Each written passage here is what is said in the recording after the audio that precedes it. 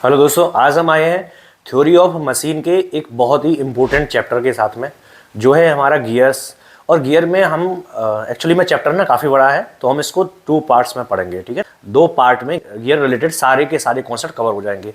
तो चलिए हम स्टार्ट करते हैं गियर के टॉपिक को। तो क्या है ना, हम गियर वगैरह हम पढ़ते हैं, हम अपने रियल लाइफ में भी देखे हुए हैं। गियर बॉक्स होता है हमारा, और बहुत सारी चीज़ें होती है जहाँ पे हमारा गियर ड्राइव्स का यूज किया जाता है। तो बेसिकली क्या है, गियर हमारा एक ड्राइव है। जो ड्राइव्स रहते हैं वो हमारे 2 टाइप के होते हैं, एक पॉजिटिव और दूसरा नेगेटिव। जैसे हम साइकिल की बात करें, साइकिल में हम पैडल मारते हैं, पैडल से हमारा जो गियर है वो चलता है और फिर हमारा पिनियन घूमता है। ठीक है, ये हमारा सिस्टम होता है साइकिल के लिए। अब साइकिल में जब हम पैडल मारते हैं तो साइकिल क्या है, पॉजिटिव डिस्प्लेसमेंट है। मीन्स हमने अगर एक कदम रखा, अगर हमने एक पैडल मारा तो वो उतना ही चेन घूमेगा, और स्प्रोकेट के बीच में जो गैप है वो उतनी ही चेन को घुमाएगा। लेकिन बेल्ट में, रोप में ऐसा नहीं होता है, वहाँ पे स्लिप होती है, इसलिए हम उसको नेगेटिव ड्राइव बोलते हैं। बेल्ट ड्राइव हो गई या जो रोप ड्राइव हो गई उनको। ठीक है, अब हम बात करते हैं जो हमारे गियर्स हैं। गियर्स कितने टाइप के होते हैं? तो गियर्स को हम कई टाइप से डिवाइड कर सकते हैं। पहले हम एक्सेस की बात करते हैं। सपोज दैट एक गियर ये है, दूसरा गियर ये है ना। अगर इनकी एक्सेस पैरेलल में है तो जो गियर होंगे या तो वो स्पर गियर होगा या हेलिकल गियर होगा। अब स्पर गियर और हेलिकल गियर में हम कैसे पता चला पाएंगे? अगर हमारी 2 शाफ्ट है, एक शाफ्ट ये एक शाफ्ट ये, और इनके बीच में हमारी 2 गियर हैं। ठीक है, स्पर गियर में जो गियर टूथ रहेंगे वो पैरेलल टू एक्सेस रहेंगे। ठीक है, और जो हेलिकल गियर रहेगा उसमें जस्ट थोड़ा स्लैंट रहेगा। ठीक है, कोई स्लैंट रहेगा थोड़ा, उसको हम हेलिकल गियर बोलेंगे। अब हेलिकल गियर में भी डबल हेलिकल गियर होते हैं और सिंगल हेलिकल गियर होते हैं। ये हमने सिंगल हेलिकल गियर की बात कर ली है। डबल हेलिकल गियर में क्या होता है, एक और इसी के पैरेलल में एक और गियर टच रहता है, और उसमें जस्ट अपोजिट डायरेक्शन में हमारे गियर टूथ रहते हैं, उसको हम डबल गियर बोलते हैं। हेरिंगबोन गियर भी इसी को ही बोलते हैं। ठीक है, और बीच में हम थोड़ा सा अगर गैप कर दें तो ये हमारा, इसको हम गियर ये क्या हो गया, डबल हेलिकल गियर हो गया। अब हम एक्सेस की बात करते हैं, जब हमारी पैरेलल है। अगर इंटरसेक्टिंग एक्सेस है, मीन्स एक हमारी शाफ्ट का एक्सेस ऐसा है जिसके ऊपर गियर टूथ माउंटेड है, और दूसरा ऐसा है, तो हमारे जो गियर टूथ हो गए हैं वो कैसे हो गए? एक गियर शाफ्ट है, दूसरी शाफ्ट है, तो आपस में पैरेलल में है क्या? नहीं है।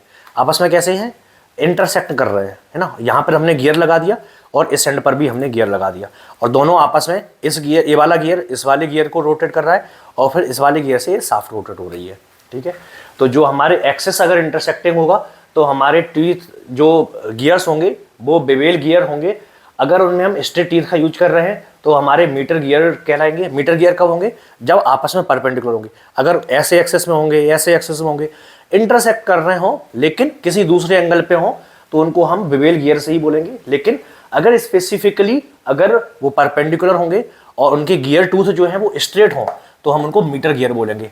हेलिकल बेवेल गियर में क्या होगा, गियर टूथ स्ट्रेट नहीं रहेंगे, थोड़े हेलिक्स में रहेंगे, थोड़े स्लैंट रहेंगे। इसमें भी जैसे इसमें रहता था, हेलिकल का मतलब है थोड़ा स्लैंट हो जाना। ठीक है, गियर टूथ का स्लैंट हो जाना। ठीक है, ये तो हमारी एक्सेस की बात हो गई। अब हमें एक और एक्सेस है, नाइदर पैरेलल नोर इंटरसेक्टिंग।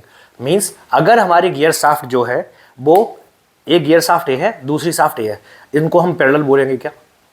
नहीं बोलेंगे। पैरेलल होती तो ऐसी होती, ये नाइदर पैरेलल है, इंटरसेक्ट कर रही है क्या? अगर ऐसी होती तो इंटरसेक्टिंग होती, तो इंटरसेक्टिंग भी नहीं है। जैसे हमारा बॉर्म गियर हो गया, बॉर्म गियर यहाँ पर लगा दे और यहाँ पर हम गियर टूथ लगा दें। ठीक है, तो हमारे क्या है, नाइदर पैरेलल नोर इंटरसेक्टिंग। तो हाइपरबोलॉइड गियर होते हैं, स्क्विड बेवेल होते हैं, स्पाइरल गियर होते हैं। टाइप ऑफ गियरिंग, गियरिंग के जो हमारे टाइप है, मीन्स अगर हमारे गियर टूथ हैं वो किस डायरेक्शन में है। अगर हमारा सपोज दैट ये हमारा गियर व्हील है, उसके अगर एक्सटर्नल में गियर है तो उसको हम एक्सटर्नल गियर बोलेंगे, और अगर इंटरनल साइड में हमने गियर बना के रखे हुए हैं तो उसको हम इंटरनल गियर बोलेंगे। ठीक है, ये एक्सटर्नल हो गया, ये इंटरनल हो गया। नेक्स्ट हम वेलोसिटी की बात करते हैं। Velocity, low velocity, medium velocity, high velocity.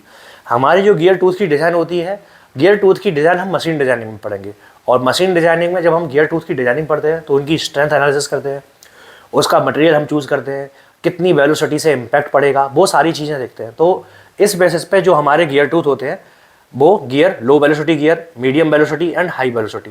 Low velocity less than 3 and high velocity maximum 15 से अगर ज़्यादा रहेगा। ठीक है, और इन दोनों के बीच में रहेगा तो मीडियम वेलोसिटी गियर होगा हमारा। ठीक है, टीथ, जो हमारे टीथ रहेंगे या तो स्ट्रेट टीथ रहेंगे या इंक्लाइन टीथ रहेंगे या कर्व्ड टीथ रहेंगे।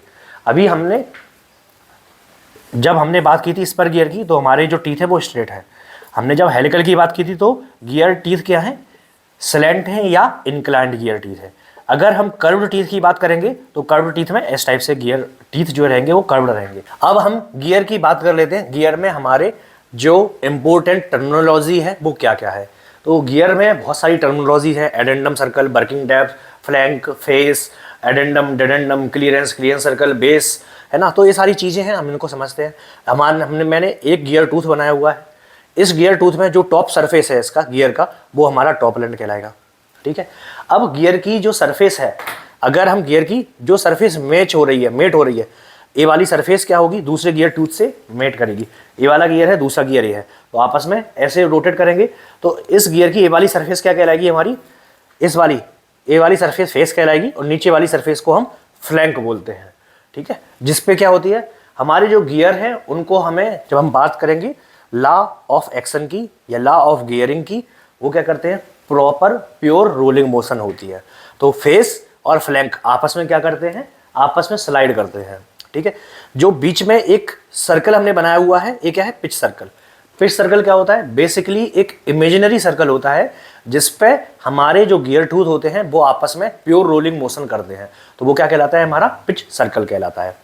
वर्किंग डेप्थ होता है जहां तक हमारे गियर टूथ आपस में मेट करेंगे। एक गियर टूथ ए है, दूसरा गियर टूथ इसके अपोजिट गियर का होगा, तो वो यहां से लेकर के यहां तक इसने ही सरफेस में आपस में मेट करेगा, आपस में मीट करेगा, आपस में टच करेगा, ठीक है। और जो हमारा पिच सर्कल से जो सबसे टॉप वाला जो गियर टीथ है, उस गियर टीथ का जो टॉप वाला सरफेस है उस पर जो सर्कल बन रहा है या जो प्योर सर्कमफेरेंस है, उसको हम क्या बोल रहे हैं, एडेंडम सर्कल बोल रहे हैं, ठीक है। और जो सबसे लोअर वाला है उसको हम डेडेंडम सर्कल बोल रहे हैं।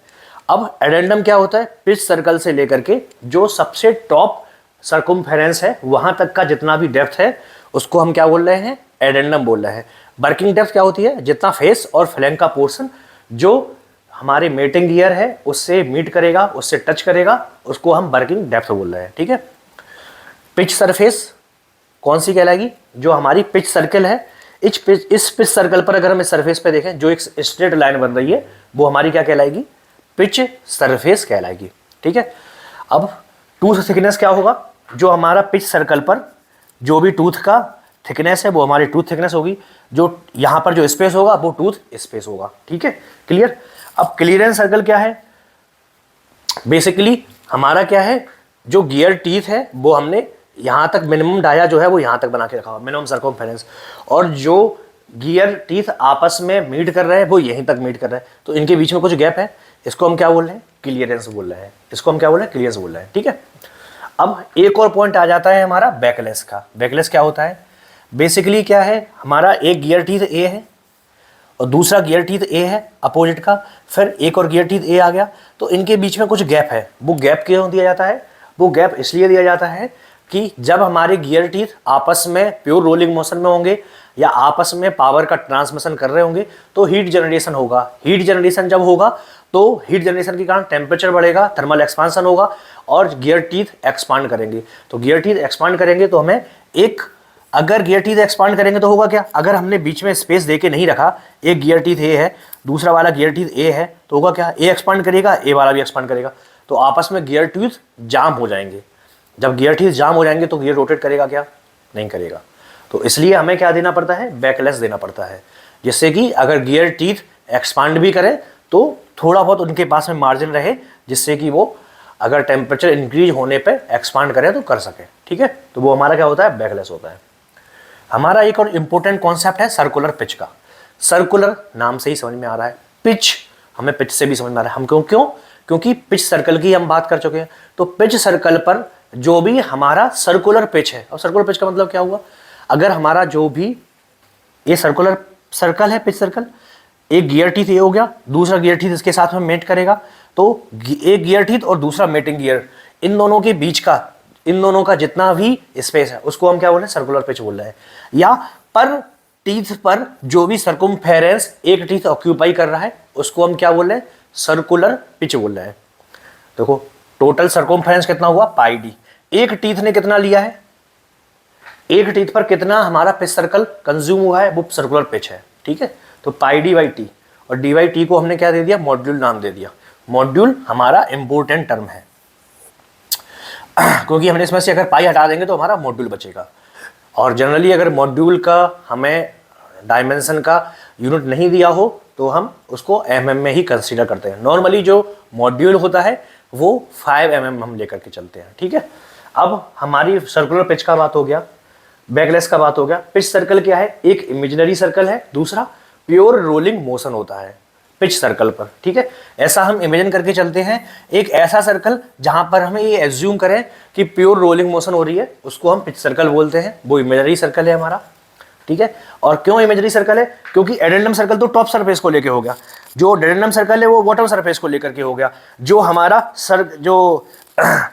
एक हमारा कौन सा सर्कल है, क्लियरेंस सर्कल है। क्लियरेंस सर्कल किससे हो गया, जो हमारा लास्ट सरफेस जहां तक टच हो रहा है गियर का, उससे हो गया। पिच सर्कल कहां से निकाल दिया हमने, पिच सर्कल हम निकालते हैं इमेजिनरी सर्कल, जहां पे हम एज्यूम करके चलते हैं कि यहां पर हमारा प्योर रोलिंग मोशन हो रहा होगा, ठीक है। वो कहां से आया pure rolling motion, pitch point से आया। पिच पॉइंट कैसे हो गया, पिच पॉइंट में हमें दो चीजें याद रखनी है। पिच पॉइंट कहां पे बनता है, line of action must pass through the pitch point, और लॉ ऑफ गियरिंग क्या बोलता है, जो लाइन ऑफ एक्शन है must pass through the fixed point, और जो फिक्स्ड पॉइंट होगा वो हमारा पिच पॉइंट होगा। कॉमन नॉर्मल जो है वो लाइन ऑफ एक्शन होगी, और जो हर पॉइंट जो है लॉ ऑफ गियरिंग को सेटिस्फाई करना, हर पॉइंट पे लॉ ऑफ गियरिंग सेटिस्फाई होना चाहिए। लॉ ऑफ गियरिंग क्या है, common normal must pass through a fixed point, और जो फिक्स्ड पॉइंट है फिक्स्ड पॉइंट से पास होकर के कॉमन नॉर्मल हमारी जाना चाहिए। कॉमन नॉर्मल या line of action must pass through a fixed point, और जो फिक्स्ड पॉइंट है वो हमारा पिच पॉइंट कहलाएगा, ठीक है। तो ये हमारा लॉ ऑफ गियरिंग है, गियर है, गियर के हमने टाइप बता दिए हैं, हमने पिच सर्कल की बात कर दी, गियर टर्मिनोलॉजी के बारे में बात कर ली, पिच सर्कल के बारे में बात कर ली, सर्कुलर पिच के बारे में बात कर ली, मॉड्यूल के बारे में बात कर ली, और लास्ट में हमने लॉ ऑफ गियरिंग को हमने देख लिया है। तो नेक्स्ट हम पार्ट 2 लाएंगे, और इस पार्ट 2 में गियर का जो रिमेनिंग पार्ट है उसका रिवीजन करेंगे। मिलते हैं नेक्स्ट वीडियो में।